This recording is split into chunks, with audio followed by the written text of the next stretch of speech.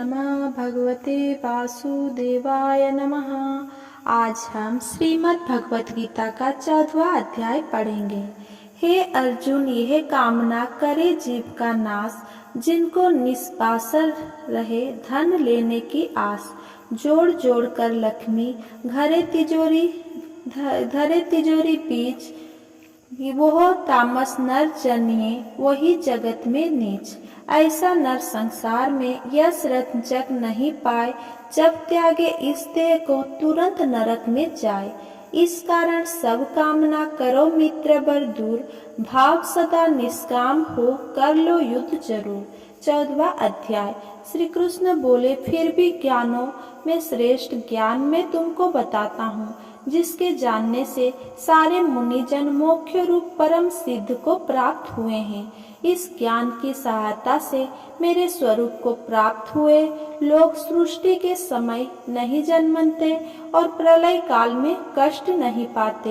हे कंतेय, सब कर्मों में जो मूर्तियां उत्पन्न होती है, उनकी उत्पत्ति स्थान प्रकृति है और मैं बीज देने वाला पिता हूँ। हे महाबाहो, प्रकृति से उत्पन्न सत्व, रज और तमो तीनों गुण देह में रहने वाले निर्विकार आत्मा को बांध लेते हैं। हे अनग, इनमें तत्व निर्मल होने के कारण प्रकाश और निरुपद्रव है, जो प्राणी को सुख तथा ज्ञान के साथ बांधता है। रोगात्मक रजोगुण से तृष्णा एवं आसक्ति उत्पन्न होती है, जो प्राणी को कर्म के साथ बांधता है। तमोगुणों की उत्पत्ति अज्ञान से है, यह नम्र आलस्य निद्रा से प्राणी को बांधता है और मोह में फंसाता है।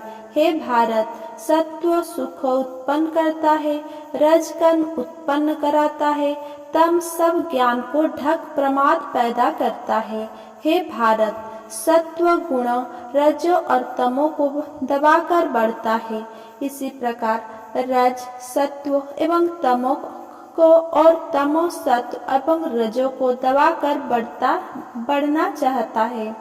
इस देह में इंद्रियों द्वारा जब ज्ञान का प्रकाश उत्पन्न हो, तब समझिए कि सत्व गुण की विशेष बुद्धि हुई है।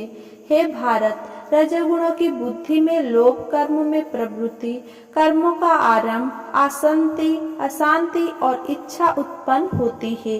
हे नंदन, तमोगुण की प्रबलता में अविवेक, अनुद्यम, प्रमाद एवं मोह ये सब होता है।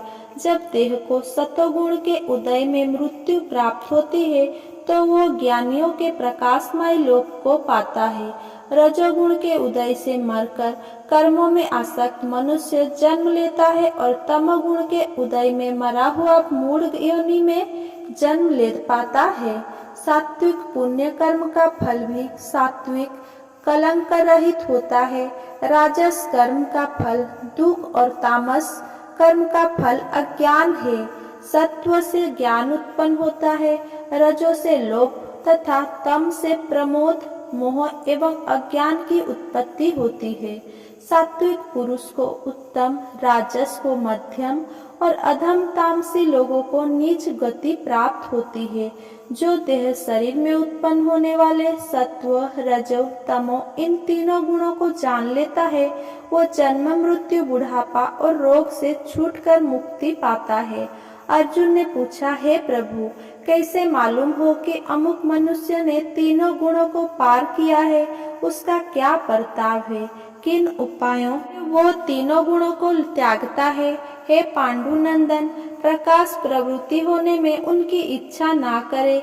उदासीन मनुष्य के समान, जिसको सुख दुख समान है और गुणों के कर्म होते ही रहते हैं, यह जानकर जो निश्चिंत रहता है और कभी विचलित नहीं होता, जिसको सुख एवं दुख, मिट्टी पत्थर तथा सुवर्ण, प्रिय और अप्रिय, निंदा एवं स्तुति समान है, जो धीर है, जिसने सभी बखेड़े छोड़ दिए हैं, उसे गुणातीत कहते हैं, जो अनन्य भक्ति से मुझे पूजता है वो इन तीनों गुणों को जीतकर ब्रह्मा भाव को पाता है, क्योंकि ब्रह्मा का और विकार रहित मोक्ष का तथा सनातन धर्म के अखंड सुख का भंडार में ही हूँ। 14वें अध्याय का महात्म्य। श्री नारायण जी बोले, हे लक्ष्मी, उत्तर कश्मीर के राजा सूर्यवर्मा ने संकलद्वीप के राजा के साथ प्रीति थी। एक बार राजा ने संकलद्वीप से बड़े जवाहरात, मोती, घोड़े बहुत कीमत के सामान भेजे। तब कश्मीरी राजा ने मन में विचार किया कि मैं क्या भेजूं। एक दिन राजा ने अपने मंत्री से पूछा, हम क्या भेजें? मंत्री ने कहा, जो वस्तु वहाँ ना हो वही भेजना उचित है। राजा ने कहा, शिकारी कुत्ते वहाँ नहीं हैं, सो भेजो।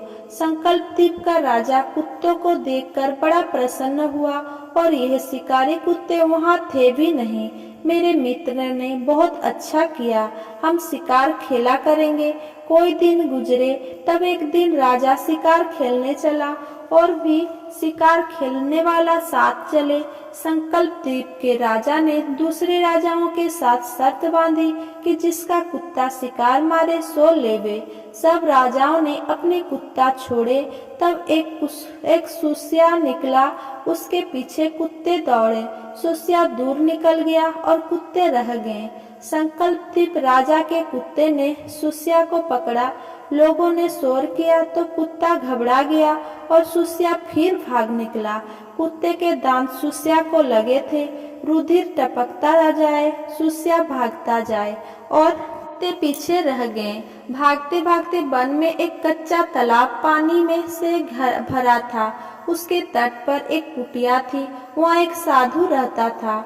उस तालाब में सुस्या जा गिरा और पीछे से वो कुत्ता भी जा गिरा।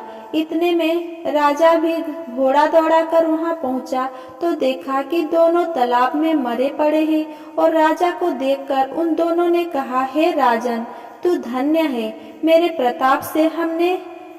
प्रताप से हमने देवदेही पाई है। राजा ने पूछा, ये कैसे? उन दोनों ने कहा, हम नहीं जानते, इस जल के छूने से हमें देवदेही मिली है। राजा बोला, मेरे भाग्य धन्य है जो तुम्हारा उद्धार हुआ। इतना कह दोनों बैकुंठ को गए। राजा ने नमस्कार करके पूछा, हे संत जी, वार्ता कहो। उस संत ने कहा, हे राजन, मेरा गुरु यहाँ रहता था। नित्य स्नान करके गीता के 14वें अध्याय का पाठ किया करता। मैं भी स्नान करके गीता जी का पाठ करता हूँ। राजा ने कहा, धन्य हो संत जी, आपके प्रताप से ऐसी योनिया का उद्धार हुआ है। मेरे भी धन्य भागे जो आपका सन हुआ। मुझे इनकी पिछली कथा सुनाओ। संत ने कहा, हे राजन, यह सुस्या पिछले जन्म में भ्रष्ट हुआ था। ये कुत्ता उसकी स्त्री थी। इसने स्त्री को बहुत खिजाया। स्त्री ने विष देकर इसे मार दिया।